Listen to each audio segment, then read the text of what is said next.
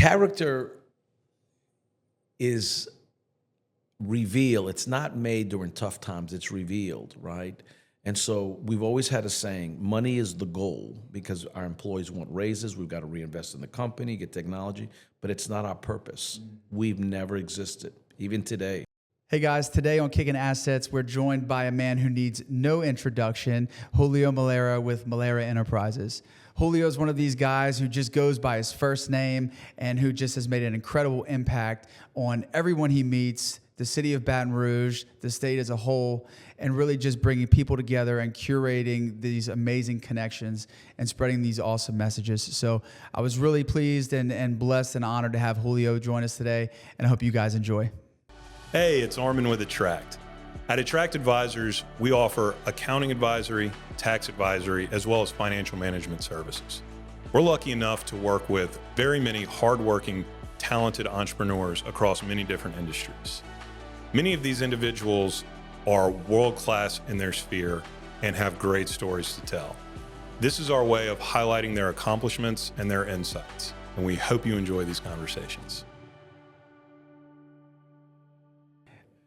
Learning more about you, Julio, through the years, obviously the first exposure that I had to you and the brand was the Daily Report. And I can remember when I started at Postal Weight in 2014, like I'd look forward to it in the mornings and I'd look forward to it in the afternoons.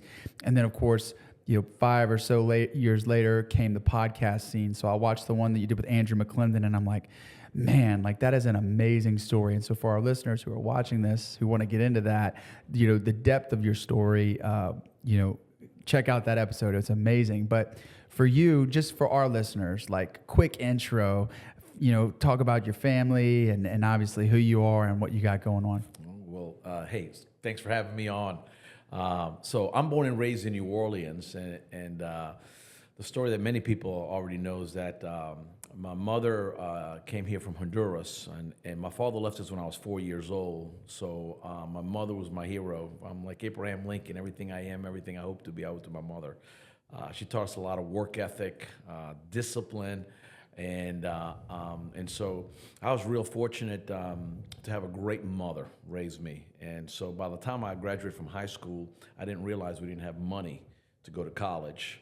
Luckily, I was a pretty decent athlete, and at the time, the University of New Orleans was part of the LSU system, which is back now, part of the LSU system. And so I played Division I soccer. And my freshman year, they helped us get a job, and I got a job working at a brand new business journal called City Business. Business journals came into the scene in the U.S. in the late 70s and early 80s. And I was fortunate enough to start off as a courier, which back in those days was a fancy name. I was just a gopher. Mm-hmm. But 7 years later, I was a top salesperson in that business. My senior year in college, I went to class in a suit, and when I left there, I would sell. I would go to sunrise classes, be done at 11 o'clock, and from 11 to 6, I sold. And I got my feet wet, and I was real fortunate. 9 years later, I became vice president of sales for the organization. Then I was fortunate. WWL Radio came and hunted me down. At the time, they were owned by Loyola University. What most people don't realize about WWL Radio is the second oldest radio station in America. Wow. 50,000 watt clear channel. When the sun goes down, you can hear it in 38 states. And I started out as number 7. Then I went to number 3. And by the third year, I was the top producer. And by the fourth year, I was the first $1 million producer in the radio industry in Louisiana. But I had gone there because at the time, if you worked there, Loyola, you could get your master's for free. But I started making so much money, and I started handling Saints, Tulane, and LSU football marketing that I started a sports marketing firm on the side with a partner. And we started having so much fun and making money there that I didn't have enough bandwidth. And then a couple of years later, my mentor, who started a city business, bought New Orleans Magazine and Louisiana Life, and he wanted to get into the radio business, so he hired me back. And we had a great run. At one point, we had like 18, 20 titles, 2 radio stations, an outdoor billboard company. It was called the New Orleans Publishing Group. But then in 1996, I wrote my first book. And I started doing some tours around the state, and in 1997, I had this desire to own my own business. And I had opportunities in Chicago, Dallas, and Miami, but I married a woman from Louisiana, so I wasn't going nowhere. So the next closest thing was Baton Rouge, Louisiana, and there was a guy by the name of Ralph Acosta who I didn't really know. He didn't know me. We knew each other from the industry. So when I came to give a speech here on my book, I called him and we had lunch. And the next 4 months were real interesting. He didn't really want to sell. He was too young. He was 40. I was 31, but I didn't want to work for anybody else. I had the best job in media in the state of Louisiana. But after a couple of months, we would meet at Mittendorf's on Wednesdays. He didn't want anybody in Baton Rouge to know he was talking to me. I didn't want anybody in New Orleans to know that I was talking to him. And so we formed a partnership. His dad had given him seed money to start Business Report when he was 26. And best decision, best partnership. I've made certainly one of the best decisions I ever made, and moved to Baton Rouge. Had all my kids here, and we had a great run for 25 years. Man, it was a great run. We started out when I moved here. We had 24 employees. About a little bit over $3 million a year, and but we grew that baby significantly, and it's been a tremendous ride. And 5 years ago, he was ready to retire, and so I bought him out. And so we've been on our own growth projections since that time. And so I didn't realize he was only 9 years your senior, but I mean, when you think about where he's at in his career, at that point, his career was probably twice as long as yours, right? It's the same with me and my business partner, Armin Michaud, who you met, where, Armin's 40, I'm 34, but, those 6 years of difference are considerable based on the fact that, my career is only 12 years and his is, 18. And so what was it like for you looking back? Because you guys, at least outside looking in, have the ultimate partnership. And, I think about my partnership with Armand here, and then I'm partners with my younger brother in some real estate investments and stuff like that.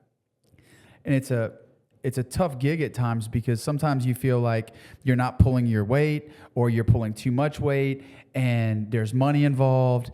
And so, can you talk a little bit about that partnership of, somewhat of a mentorship too, in some respects, but like, what did that do to develop you both personally and professionally? Yeah, I think that's a great perspective. Partnerships are hard, right? And the best partnerships are like a marriage, right? You got to give and you got to sacrifice.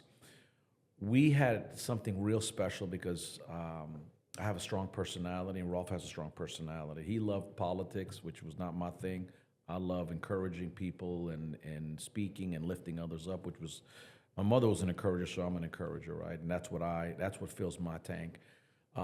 My strengths were his weaknesses. His strengths were my weaknesses. So it was a real good partnership. We typically stayed in our lanes really well. We had our first 8-9 years was a great honeymoon run, man. The business was growing. We were just excited. And then what happens to a lot of partnerships? You start growing, you start making more money, you start having new challenges. And so we had a rocky 4.5 years where we actually got coaches involved. We brought people from the outside to help a little bit referee, a little bit of perspective. But we were really, our wives loved each other. We did family trips together. So it was very unique, because some business, like you said, some partnerships, hey, it's all business. Mm-hmm. We were doing life together. So we would take vacations together. Our wives are very close. Our kids are very close. My daughter was in one of his daughter's weddings. His daughter's in my daughter's wedding. So we were literally doing life together, but we made it through the storm like a good marriage. I've been married 38 years. We have more highs than lows, but we went through some lows. And what I've discovered is that if you make it through that storm of life, through that suffering period, through that struggle period, you come out stronger on the other end. Always, always, always. And somebody asked me not long ago, God, man, it just seemed from the outside looking in, you see a different dynamic. I would tell you, and I think if Rolf was here, he would tell you the same thing. The glue for us was that we had morning prayer for 25 years every Tuesday morning. So we would pray for our families, we would pray for our employees, we would pray for our health, we would pray for our community. And that really helped us keep the main thing, right? Not let money, greed, all these things, or selfishness, all these things that tend to pop up over the course of time, get in the way of the mission and the goal. And so that, to me, was kind of the secret sauce. And you've been through a few cycles, right, of economic cycles, and you mentioned kind of a rocky period of the partnership. And I was just curious, did that align with some sort of thing that happened in the economy, or was it like kind of hitting the ceiling as a company? Like, and is it one of those things where you didn't realize that you were in the midst of something that was really challenging until you got out of it? Yeah, I think it was a combination of those, right? Because character is revealed. It's not made during tough times, it's revealed, right? And so we've always had a saying, money is the goal, because our employees want raises, we've got to reinvest in the company, get technology, but it's not our purpose. We've never existed. Even today, I could make a lot more money. I could have been making a lot more money, but it's not why we exist. It's not our purpose. And so when you have clarity of purpose, it's a real game changer. And one thing, we never lost sight of that purpose. And if I would veer off, he would bring me back. If he would veer off, we would come back. And what is our purpose? What are we trying to do here? Why do we exist? And the difference that we're having to our different brands and in the communities that we serve. It was a game changer. And so starting to learn more about the company, and I've been to your office a few times. One of the things that struck me really from the beginning is something we joked about off camera, was like how you guys dress and how you guys carry yourself and the culture. And I think you guys' culture is very similar to ours, of just like the energy and being positive and stuff like that. But you don't see many people dressed like we're dressed right now these days in an office setting, especially in media or marketing and those types of things. So I'm really curious about the intentionality of that. And was it always as sharp as you guys are now?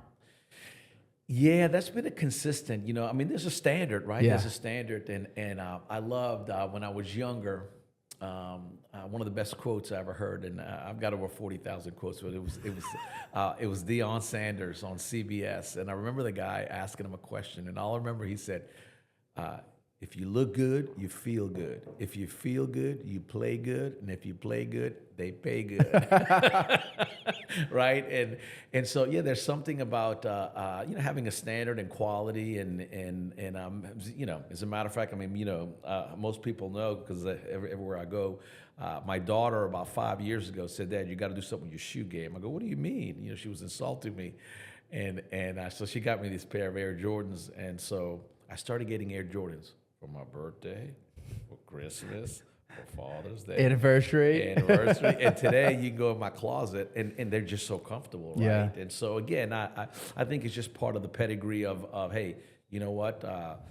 We want to look a certain way, feel a certain way, and be comfortable too at the same time. Yeah. And so the culture, right, of you guys, it's a sales organization. Aren't we all really just sales organizations? And I know that's really where you cut your teeth, is in sales. And I was just curious, like, as it relates to developing those skills, you did it at a young age.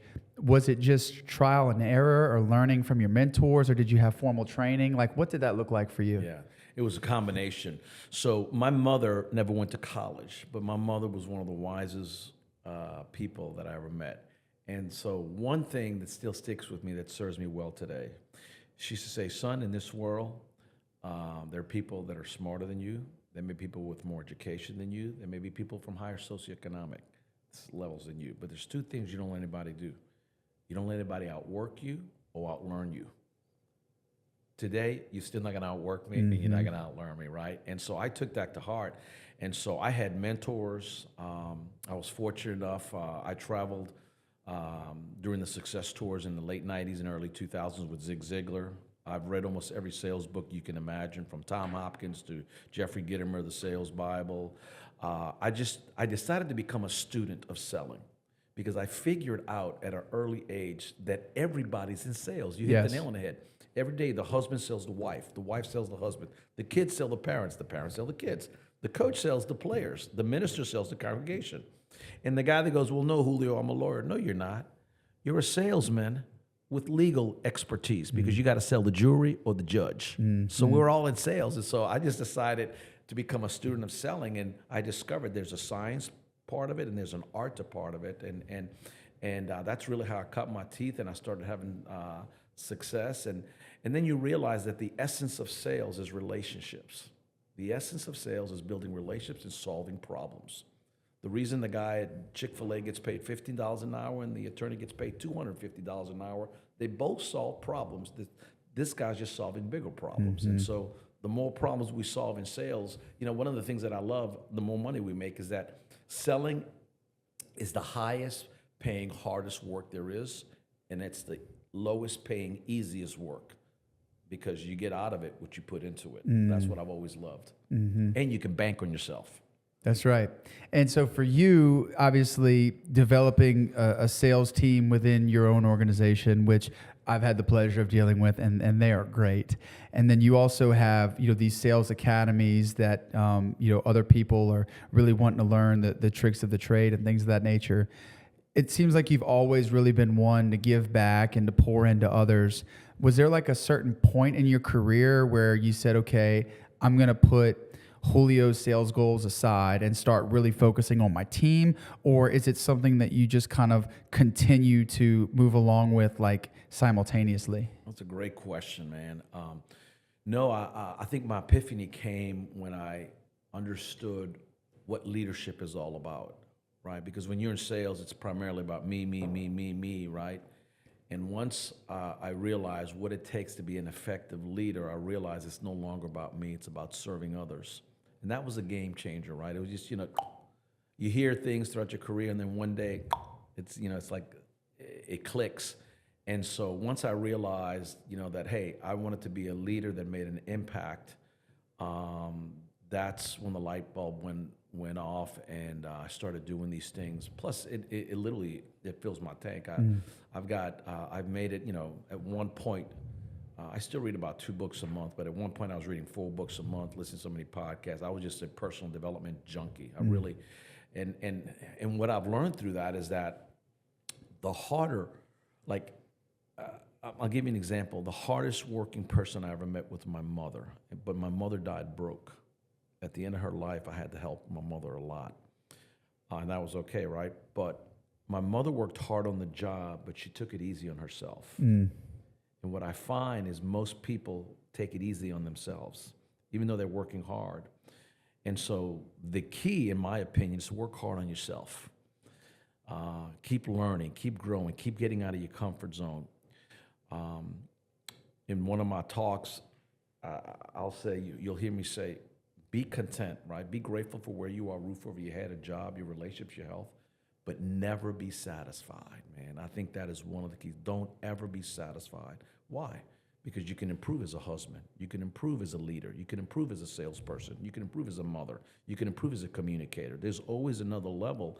And so if you have that mindset, then you'll always be evolving and growing. And so you'll eventually reach your full potential. And I know you're a strong man of faith, right? And that's one of the ways that we got connected outside of business is, through Healing Place Church and just our mutual friends in that regard.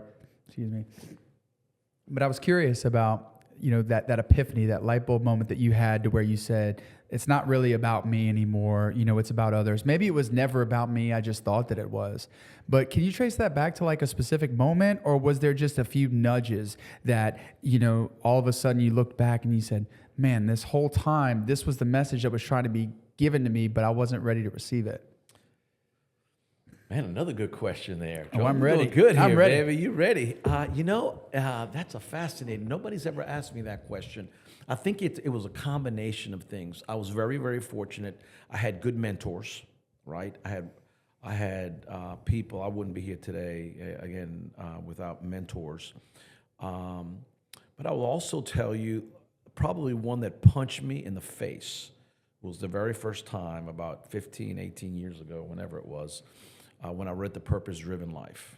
because the very first sentence in that book just hit me between the eyes. And it says, life is not about you. It's not about you.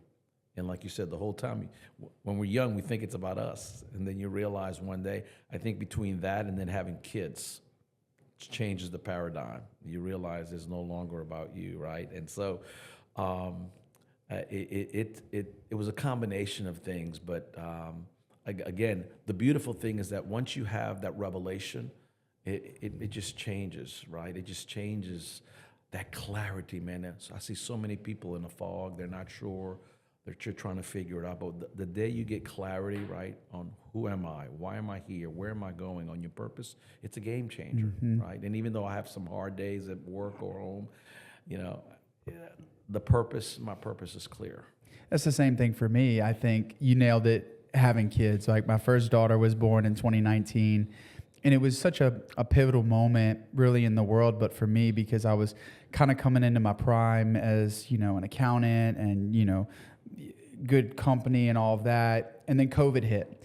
And COVID was this just eye-opening, like, paradigm shifting moment of, you know, getting into the personal development books even further. Like, I had been gifted an Eckhart Tolle book whenever I was in high school that I never read until at that point. And you know, The Power of Now and all of these like mindfulness books, which are just really a lot of, I'm sure, of what you're used to reading. And then the children. And I thought I worked hard before I had kids. And then, like, if you need that real motivation, you know, I just think about them and I'm like, okay, go mode engaged. Yes. You know, so I think it's the same for me. And then, you know, I mentioned we had Guy Oliver on earlier, and we were kind of talking about the power of men's groups and being connected and things of that nature. And I know that that's something that, you know, really fills your tank and that you fill others on that as well. Like I mentioned off camera, you know, these retreats that we'll go to that you'll come in and speak at. And so were you always kind of involved with like men's groups or just kind of developing other men?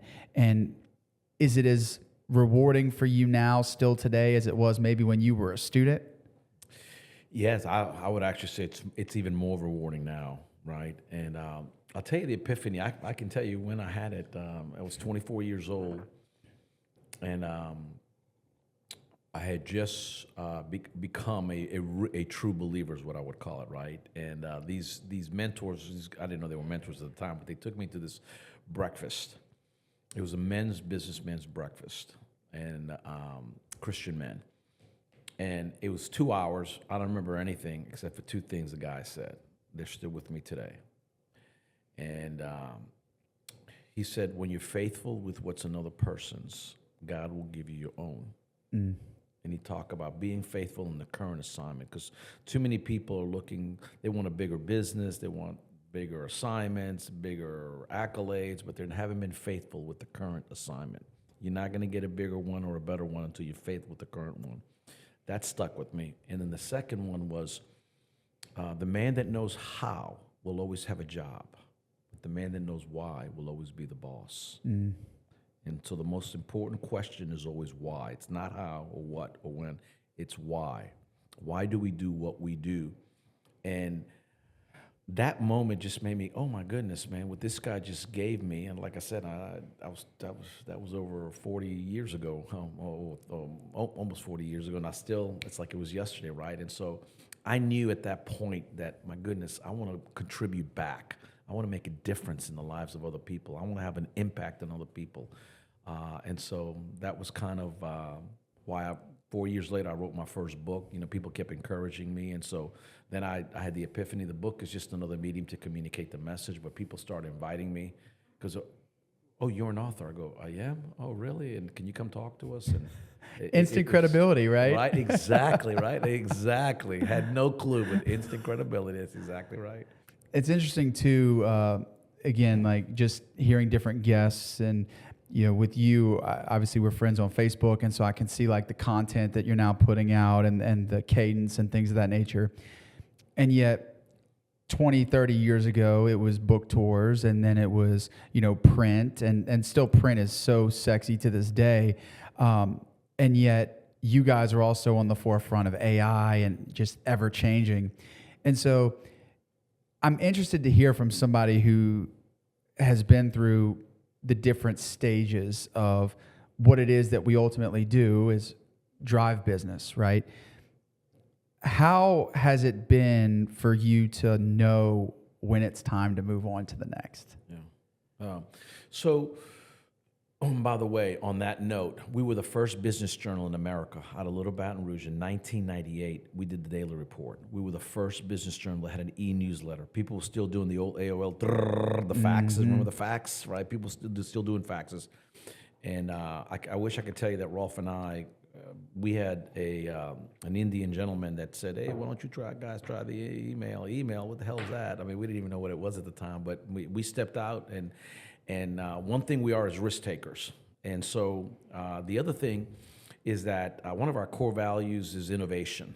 I still subscribe to the philosophy of Wayne Gretzky when they ask him, "Hey, how did you score so many goals?" And his response was, "Well, I never went where the puck was. I always went where the puck was going to be," right? So we're constantly looking at trends like you're saying. I mean, the world's changing fast. The economy's changing. Technology's changing. Consumer behavior's changing. And so we have always, matter of fact, I just shared this with our team the other day. We have always left elasticity to be able to pivot. I don't ever want to become a bureaucracy that's so big that it takes us too long, because it used to be you could wait 7 years, 5 years, 3 years. In today's world, and certainly there are case studies, you could be in business for 100 years, but if you don't move quick enough, you'll be out of business, right? So again, keeping a pulse on trends, on new innovations. We're constantly trying to think of new ways to serve our customers.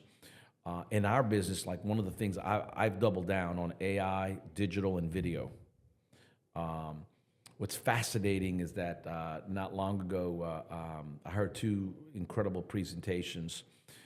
So for example, years ago, people were saying print was dead. And if you would have told me, I couldn't believe the dailies are still in business. I don't know how they're in business, right? But what you begin to realize, the purpose of history is that we study it. So when television came on the scene, they go, radio's dead. Is radio still around? Absolutely. What did it do? It reinvented itself in so many different ways.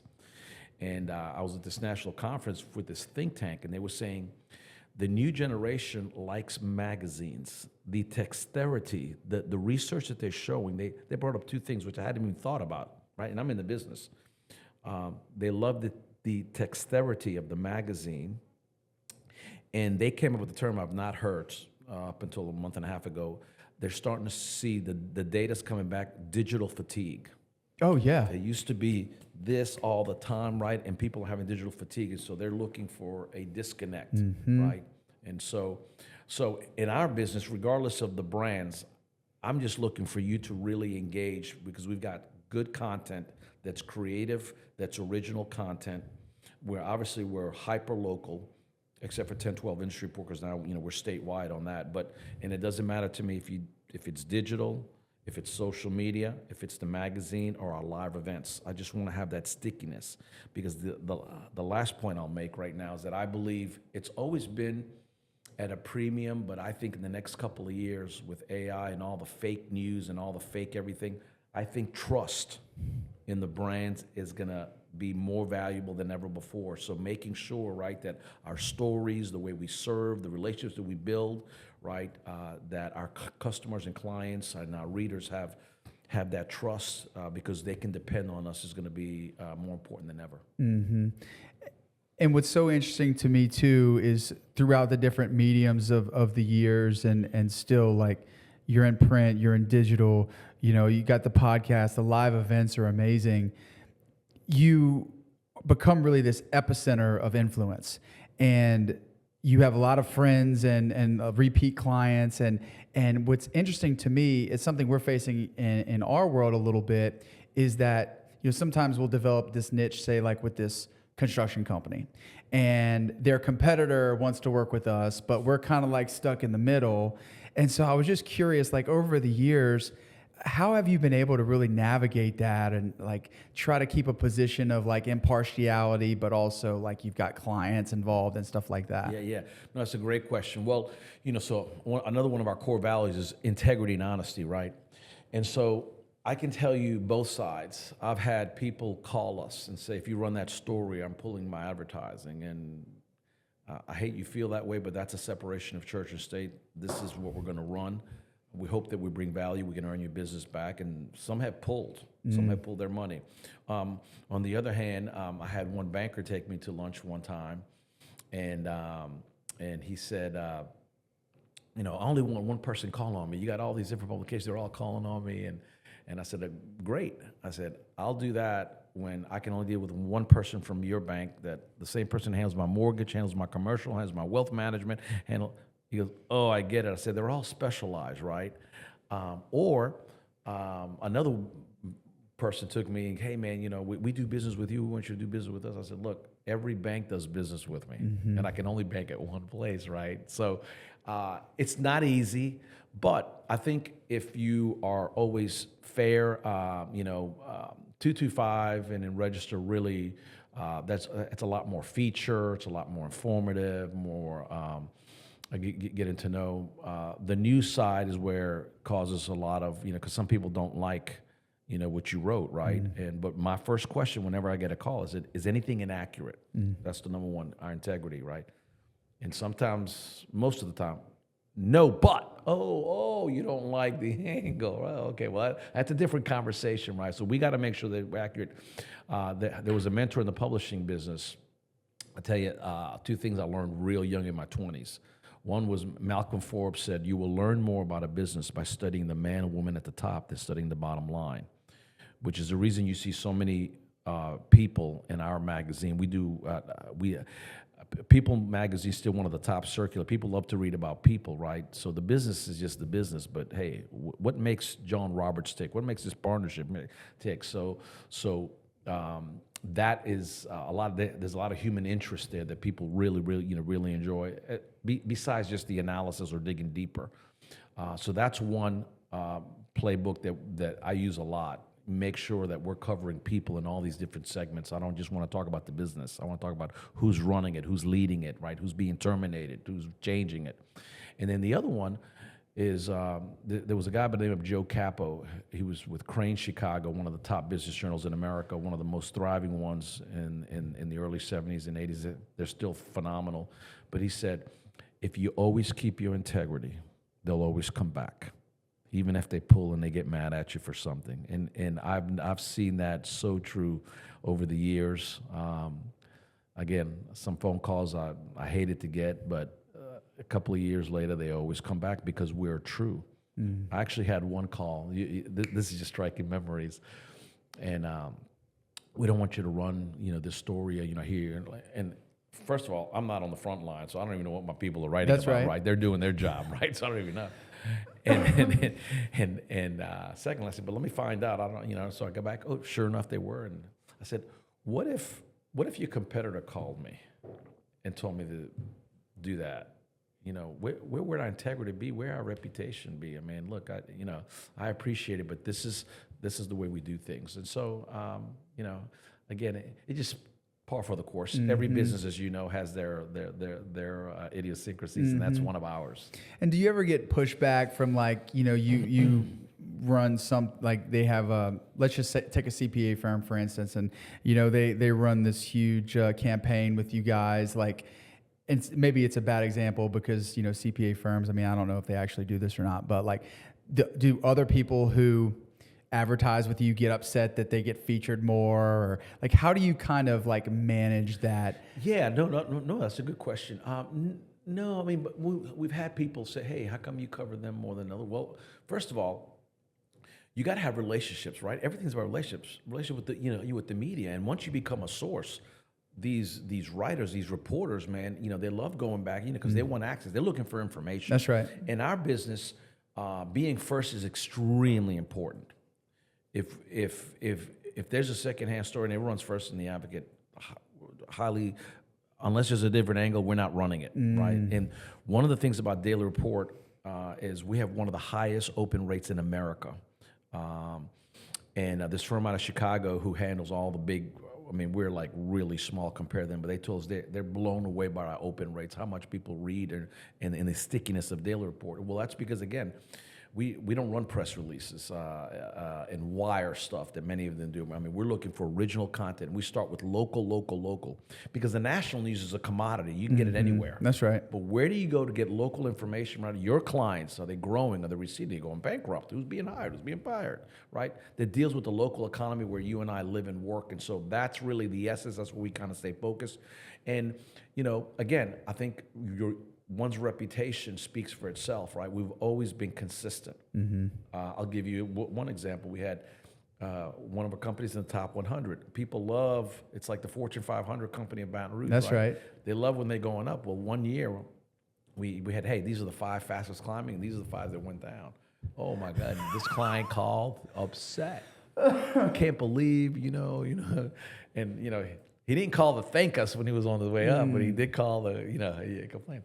And he sent this email. And he was ranting and raving, and I said, hey, I understand how you're feeling, but some of the things you're saying on this email, look at the body of work over the last 10 years. And I had already pulled all the positive articles, and he had forgotten. He wrote back and he apologized. He goes, you're right, I've overreacted. And I said, look at these 15 articles, and now you're judging by one that, so again, my job really is not here on the editorial side, to please this client or this person. It is to report and be accurate, right, of whatever the story angle is. That, that's the most important thing. And again, we want to make sure we have diverse of coverage of different, like you said, whether it be an accounting firm, we can't just grab the top 3. What about the other ones? And because, again, different people have different angles, different perspectives, and it makes it more interesting for our readers. And that's really, in our business, we're not like Walmart. Walmart, anybody walks into that store is their client. I have 2 customers I got to satisfy every day. My readers, without those eyeballs, I can't sell advertising. Then my advertising, I got to make sure that it works, right? That we've got that, and they have spending power, decision-making power, and so we constantly got to be on our A game. And so when I look at a high achiever like yourself, someone who's open-minded and always learning, I try to emulate that, like not just from you, but also other mentors and stuff like that. I mean, mentors to you are as important as they are to me. And what's great is, speaking of the men's group and stuff like that, I'm 20 to 30 years junior of some of these men, and like I see the map, right? Like I have a goal, I have a North Star of who I want to be like, and it makes it really easy for me.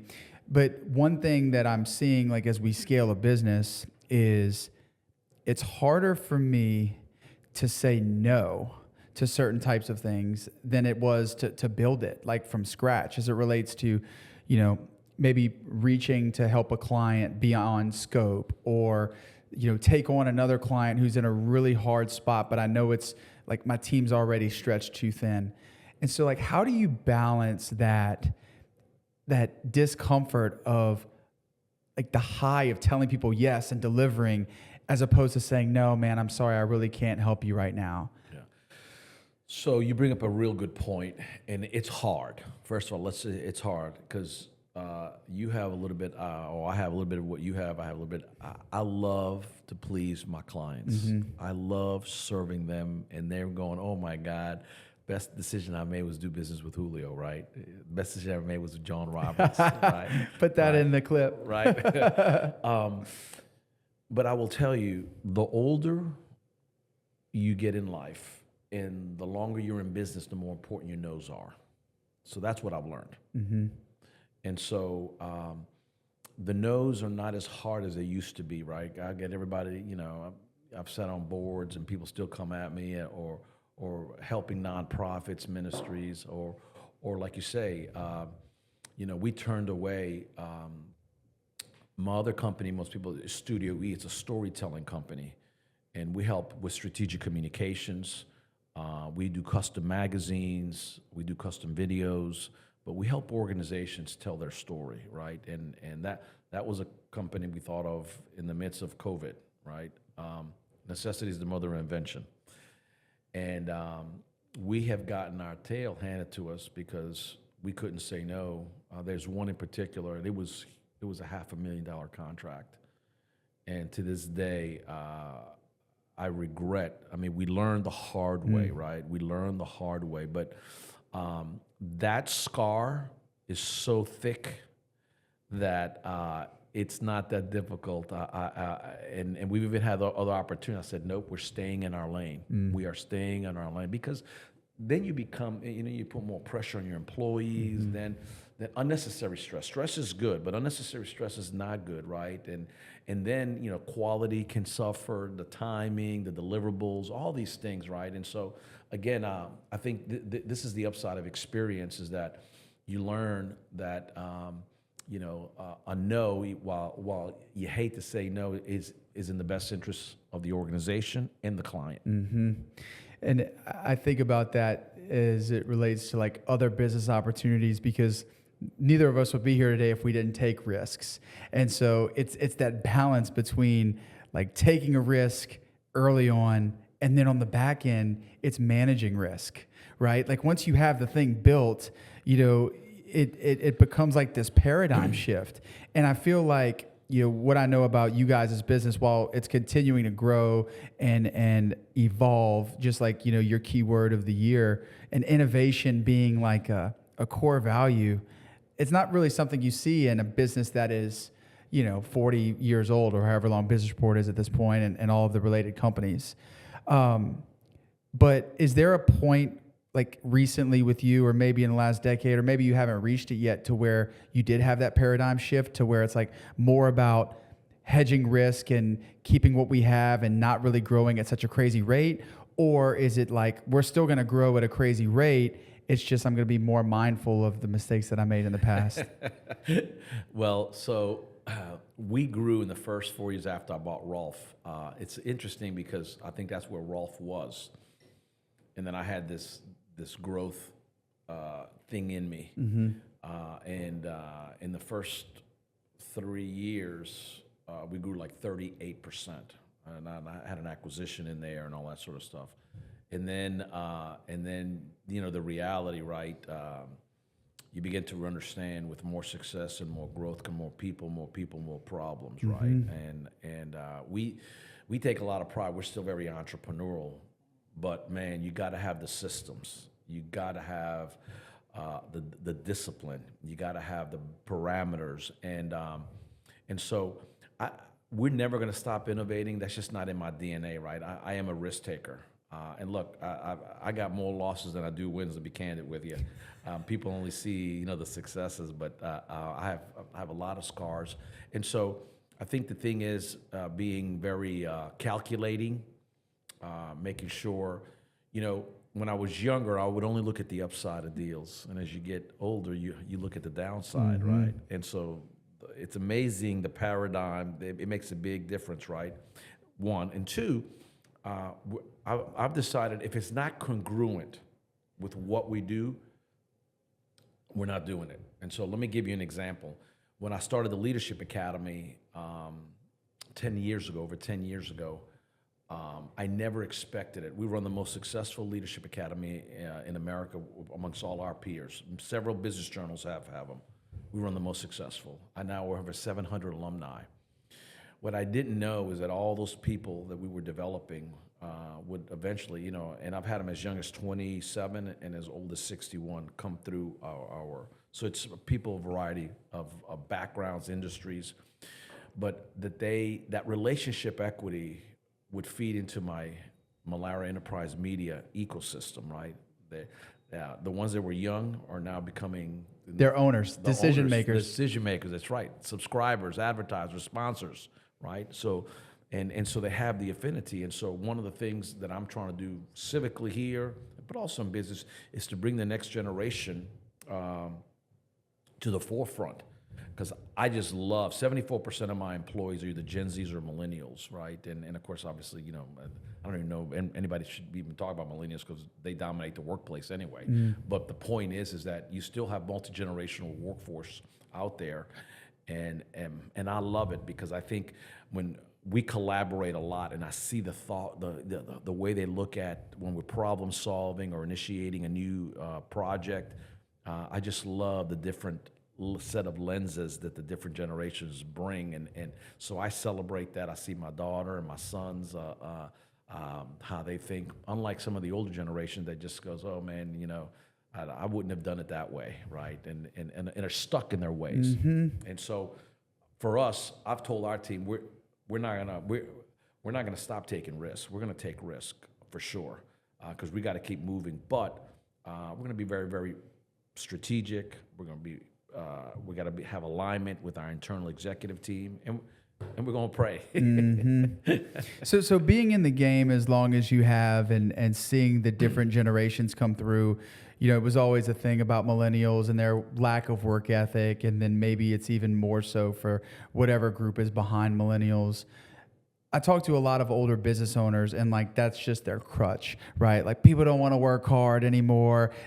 I think that's a crock. I think you do too. Yeah, totally. Because your workforce there's a lot of youth in your workforce, and there's some drivers in there. Yes. And so, can you talk about like how do you continue to attract that level of talent, and does it become somewhat of just like a club? Like people want to work with high achievers. High achievers want to be, they're attracted by other high achievers. And so like, how have you been able to maintain that youth and that energy and that hard driver force even among different generations? Yeah, well, culture is so important, right? And like, I'm committed to developing my people, right? And so I'm very consistent. I tell people I have a lot of issues, but communicating is not one of them. Being consistent. I'm the same person at home, at work, on the tennis court, wherever you find me. I think the generations before really were not intentional about mentoring and about developing. And if you don't take the time, and I'll give you an example, right? A lot of the baby boomers say, hey, John, I need you to do this. And people would do it. Well, the new generation goes, why? And they don't like that. But if you don't take the time to explain, but it's amazing, if you take the time to explain the why, oh my God, I mean, they'll go way above and beyond. Yeah, right? they're superheroes. So exactly, right? So we've been real fortunate because, again, we work hard, but we also play hard, right? So we have a group of employees. They change every year. We call it the Culture Club, and they're responsible for culture, fun things that we do, right? Because we work hard, we want to celebrate. So, I know I've got some peers my age or older, and they go, oh, "Man, I can't believe you get involved in their personal lives." Well, yeah. I mean, last year I brought in a psychologist for a lunch and learn on handling stress, mental health tactics, right? And making sure, because again, I don't even look at my team as employees. I look at it more as I got to be a good shepherd to my sheep, because they're having kids, they got marital issues, some have health issues. I mean, they got real life issues. And so I think, again, the culture that you develop, the communication, right? You got to communicate, and it's not just because I say so, right? I mean, I think some of those old school, back in the day, it was all about control. And I think today, it's a different world. It's about getting consensus. It's about collaborating. It's about having clarity, right? And I'll tell you the last thing. I want to go back to this point we started earlier, is purpose, right? I think what I'm finding in the younger generation, they love making a difference. They love making a difference. And I'm fortunate because in our industry, I mean, we're making a difference. We're leading conversations. We're collaborating. One of the things that we talk about is how we connect people. Could be in business, could be for socially through 225, could it be at the best stress scaler for cancer, through Register, the Louisiana Energy Awards that we put on for the biggest industry in our state. And so we're connecting people, and so making that difference really excites them. Mm-hmm. And I think too, with the culture piece, they've got great mentors. They've got great people to learn from, right? And I think, like, looking back, when I entered the workforce, I could see kind of the tail end of like the folks who were about to retire. and I could see the feelings of competition and not collaboration. And it seemed like very much of a scarcity mindset of that group, because maybe they didn't have the internet. They didn't know that there was like all of these people looking for what it was that they did, and that there wasn't enough people to service them. And so, you have this scarcity mindset, whereas now we're in this world of like, the world's smaller than ever. I mean, you could get 10 CPA firms on the horn, and to me, it just feels like a world of abundance. And I think that is a piece of the culture there, with you guys as well. And like the events that you guys put on, and the 40 under 40, and you guys did the thing at Bally's recently, like it was the birthday or anniversary, right? Right. That would look like a badass party. Is that something that like people go off to learn on how to put on those great parties, or is it just over time, like everybody in the business is starting to curate it and say, we should do this or we should do that to put such a great event together? Yeah. Well, let me tell you, it's hard, but we have the ingredients. It's proprietary. Sure. No, but it's hard. But I go back to the trust and relationship that people have. They know when they're going to go. We live in an experienced economy, right? So we, after every event that we have, we go, what can we do better next year, right? And so the lady that runs our events has taken it to another level. Brooke does a great job. She's got a great team. We sweat the details, man. We sweat the details, and we go minute by minute. Because one thing, when you come to our events, it starts on time and it ends on time. And usually, any issues is typically with the facility, right? Because we don't have that much competition in Baton Rouge. In New Orleans, you have so much more selection, right? But we've been real fortunate because, again, our sponsors love it. We have a high retainage percentage of our sponsors that have been doing it year after year after year. And so, again, them having that good experience with the brand continues to help us stay engaged together. So as we wrap up, I want to really talk about what's next, right? So you guys are really on the forefront of this AI boom. You've really opened with that. I know you've got an AI Academy coming up. What has that been like for you to connect some of these just amazing minds on this new frontier that, like, at first to me seemed like a solution to an unknown problem? Right, like, okay, here's all the things that AI could do. Yeah, but how can that solve problems? And so, talk to me a little bit about like maybe the goals of the AI Academy and just kind of your thoughts around like the type of people that it's attracting. Yeah, so I'm trying to do the same thing with the AI Academy that I did with the Leadership Academy. Raise the level of competency in our community and our region. Right, we have so much talent in Baton Rouge, in the capital region, in Louisiana, yet it's underestimated throughout the world.